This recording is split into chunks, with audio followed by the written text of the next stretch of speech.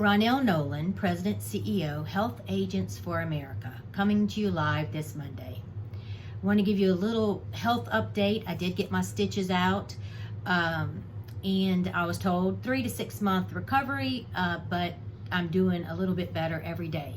So nothing's going to slow us down. I do want to send my thoughts and prayers out to former Governor Edwards of Louisiana's family. He has passed away at age 93.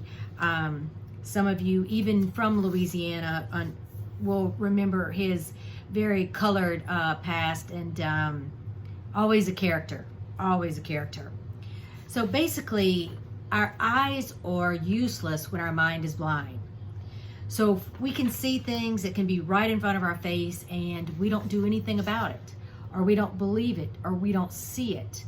The one thing HAFA strives to do is to be your eyes and ears and make sure that you know what you need to know, and you can act when you need to act. We received some very interesting information last week. It came from Blue Cross of Louisiana, and we are trying to confirm it with CMS because they sent us to a PowerPoint that I included from CMS that says Unemployment Compensation Advance Payment of Premium Tax Credit. That is the title. What they are telling us is that CMS is going to auto-enroll your clients into receiving the additional tax subsidies. Now, HAFA definitely has an issue with CMS doing that because, number one, the client has the option to wait and take that tax credit at the end of the year. The same thing that we say about auto enrollment. You're enrolling, you're taking choice away from the client, the consumer. So we have big questions. Trish and I both have a call with CMS this week, and that will be one of the things that we talk about and question them about.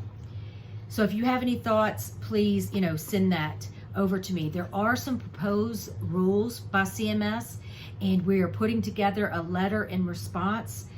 Derek Babcock has offered to help on the Navigator piece language. So if you can please give me your thoughts, what you would like to say, I would sincerely appreciate it on any of this. The most important being, number one, our comments have to be in by July 28th. So that is that. And the first thing being open enrollment, changing to add 30 days as it was in the past before the Trump administration. So it would be November 1st through January 15th. So if you have comments that you would like to share that we include in the letter regarding this, I would sincerely appreciate it. It also proposes a new monthly special enrollment period for those earning up to 150% of poverty level. And this SEP is optional for state exchanges. Consumers who lose their minimal essential coverage normally has a 60-day SEP. The proposed rule says that they need more time. So that being another part. The most concerning, of course, is the Navigator program, and I'll talk a little bit more about that in a second. Also, they've talked about the 1332 waivers and the fact that CMS could approve waivers as long as they do not undermine access and comprehensive affordable care. So a couple of other things about the same topic, and this is through Politico that we've included. It says Biden is continuing to look for efforts to roll back the Trump era rules. So CMS would like to pull back a policy allowing states to eliminate their marketplace and have enrollment entirely through web brokers or agents. That's Georgia. And CMS did approve it. It's been on hold, and now we know why. The Biden administration probably is going to pull back that approval, and Georgia is probably not going to be allowed to have the types of exchange that they wanted to allow professional agents and brokers to do our job. CMS also plans to roll back a Trump policy requiring insurers to send a separate monthly bill to cover abortion-related services. Biden has staked his healthcare agenda.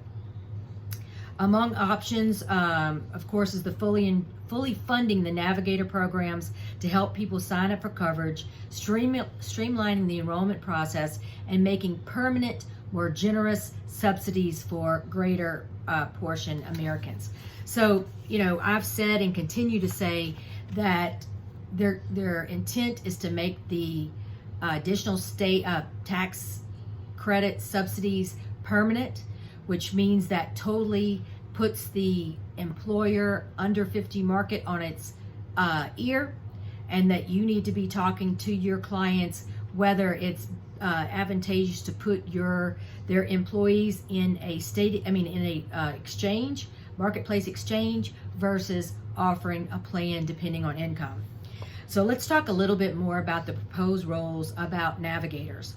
The federally funded exchanges to ensure that consumers have access to skilled assistance. Of course, Navigators are now considered skilled assistants beyond applying for and enrolling in health insurance coverage. So they want to give them more leeway besides applying and enrolling in health insurance. To include, for example, access with process of filing exchange eligibility appeals, understanding basic information about reconciliation of premium tax credits, and understanding basic concepts and rights related to health coverage and how to use it, such as locating providers and access to care. I have no problem with Navigators being in the insurance market as long as they are licensed and educated. They need to be licensed agents if they're going to be doing everything that is stated in the proposed rules, everything that we do, everything that we are licensed, educated. We cover we carry E&O. This is ridiculous. You should be scared by it. You should be bothered by it. Your eyes should be wide open. You should be paying attention. You should help us in writing the response. Do I assume something's going to happen with our response? No. But it needs to be in writing and it needs to be recorded. What I do understand is that, we can't stop fighting. But for 4 years, unless there's a change in regimes, they're going to continue to give more money to Navigators, continue to give them more duties without a requirement for the same that's required of agents and brokers. So HHS has also announced the rule to protect consumers for surprise billing. It's 441 pages. Nothing is ever easy. It's an interim rule. It restricts excess of out-of-pocket cost to consumers. Some of the top provisions are bans surprise billing for emergency services, bans high out-of-network cost sharing for emergency and non-emergency services. It bans out-of-network for ancillary care, bans out-of-network charges without advance notice. Tracking surprise billing, of course, is critically important. And the Secretary of Labor, Marty Walsh, says no one should ever be threatened with financial ruin simply for seeking needed medical care. We have talked till we're blue in the face, but we're not dead about commission transparency. I have some kind of secret good news that I'm not going to share, and I'll share after it happens.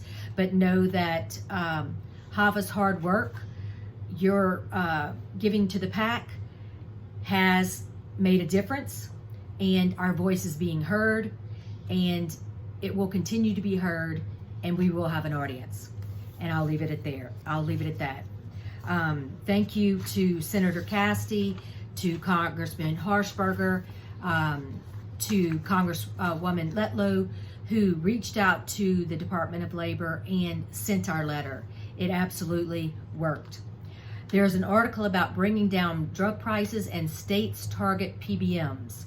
We've talked a lot about PBMs, Congressman Harshberger in Washington and Congressman Carter in Washington, Harshberger, Tennessee, Carter, Georgia. Both pharmacists talked about PBMs. This article says there's more than 100 separate bills in 42 states. That Montana is one of the testing grounds. They have passed a law that says that the PBM has to be licensed in their state and they have to report how much money they receive. Some states are putting the screws to PBMs. They're holding their feet to the fire. There are several states like Louisiana who PBMs, there was some PBM laws or legislation that was simply just blown up. It wasn't even heard. I mean, it was heard, but there was too much. I'm going to say the PBMs used the unions contacted the legislators stood down. I'm just going to be honest. Coming soon is 2021 Assister Micro Learning Modules from CMS, the first being life-changing and the second being reporting income. Please pay attention to these. Sign up. Some of them are directed to Navigators, but they never exclude agents and brokers. So you want to make sure that you learn and you're as involved as Navigators. Now, if you do not want to work in the individual market, give me a call. Tell me you want to find an agent in your state that you'd like to partner with. I'll help you make that connection. But you know, don't leave the money on the table.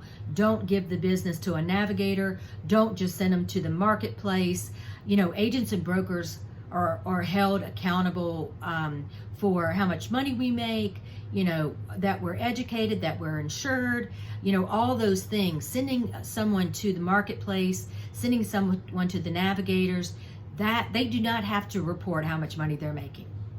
And we all know, depending on how many employees a navigator has, if they get $1 million, they have five navigators. Divide that into $1 million, it kind of tells you how much money is being made, and then you can find reports on how many people the navigators are helping, and it's not very many. So it's not a program that works, but it's a program that the government wants to fund, so it is beyond our control. GoodRx reports documents on how hospital price transparency is falling short. They said it's been a rough week for CMS for the rules that took place January 1, requiring hospitals to provide detailed pricing information on their websites. First, a new health tracking poll from Kaiser Foundation says health policy analysis organization revealed the vast majority of adults are unaware of or say that this requirement doesn't exist.